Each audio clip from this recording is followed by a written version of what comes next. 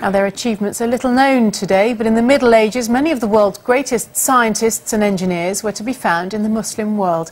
An exhibition celebrating their achievement is being hosted by the Science Museum in London and opens today, as Nick Hyam reports.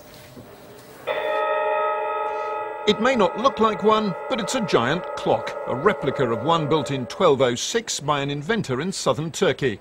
Inside the elephant, a water-driven mechanism derived from the ancient Greeks. Medieval Muslim scientists, it seems, drew on many sources of scientific knowledge. Muslims have collected the contributions, scientific and technological, medical contributions from the Greeks, from the Chinese, from the Indians, from their own, and then they have added onto that new feats, new discoveries, new inventions. The exhibition features interactive displays on subjects from astronomy to architecture, mathematics to medicine, including these 1,000-year-old surgeon's instruments.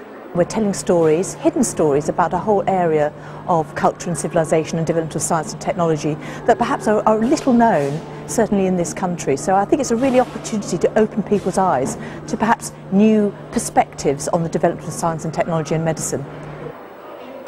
The museum's put objects from its own collections on show too.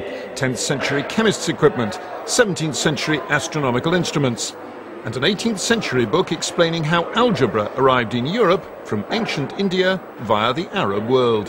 When they see these objects, they'll look at them in a new light. You can interpret them in many different ways. They all have layers of information, but essentially it's telling you that message about interconnectivity between civilizations and the transfer of knowledge across time. As this exhibition makes clear, for the best part of 1,000 years, Muslim scientists led the world. And then, sometime around the 1600s, something happened. Scientific inquiry in Europe flourished. In the Muslim world, it went into decline. No one's quite sure why. But if history goes in cycles, perhaps decline was bound to set in sooner or later. Nick Hyam, BBC News, at the Science Museum in London.